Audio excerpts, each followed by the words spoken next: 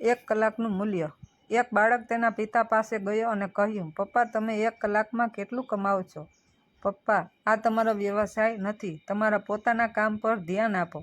દીકરાએ ફરીથી કહ્યું, હું ફક્ત જાણવા માંગુ છું, કૃપા કરીને મને કહો। પપ્પા, હું કલાક દીઠ $100 કમાઉં છું। દીકરો, ઓહ, શું તમે મને $50 ઉછીના આપી શકો છો?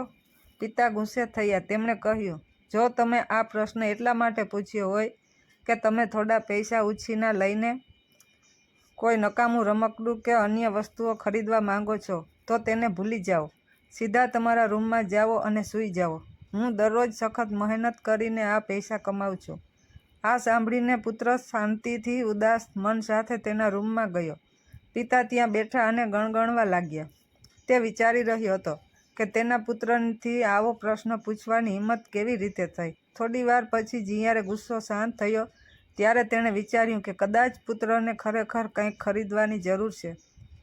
આ વિચારીને તે તેના પુત્રના રૂમમાં ગયો અને પૂછ્યું, દીકરા, તું સૂઈ રહ્યો છે? દીકરો, ના પપ્પા, હું જાગી ગયો છું। પિતા, મેં તમને કોઈ કારણ વગર ગુસ્સે કર્યા હશે નહીં? $50 લઈ જાઓ। આ જોઈને દીકરો ખુશ થઈ ગયો અને તરત જ ઊભો થઈ ગયો। પિતાનો આભાર માનતા તેણે પોતાના ઓશિકા નીચેથી થોડા વધુ પૈસા કાઢ્યા। પિતાએ જોયું કે દીકરા પાસે પહેલેથી જ પૈસા છે। તે ફરીથી ગુસ્સે થયો। પિતાએ પૂછ્યું, જ્યારે તમારી પાસે પૈસા હતા ત્યારે તમે વધુ કેમ માંગ્યા? પુત્ર, કારણ કે મારી પાસે પૂરતા પૈસા નહોતા, પણ હવે મારી પાસે છે।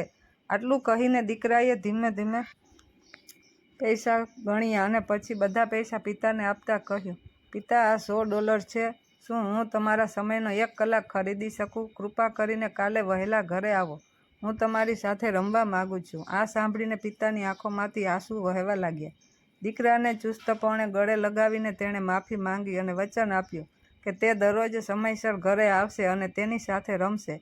વાતનો સાર એ છે કે આપણે જીવનમાં પૈસા કમાવવામાં એટલા વ્યસ્ત થઈ જઈએ છીએ કે આપણે આપણી સાથે સમય વિતાવવાનું ભૂલી જઈએ છીએ। પરિવાર સાથે સમય પણ વિતાવી શકતા નથી। તમારા પ્રિયજનો માટે સમય કાઢો।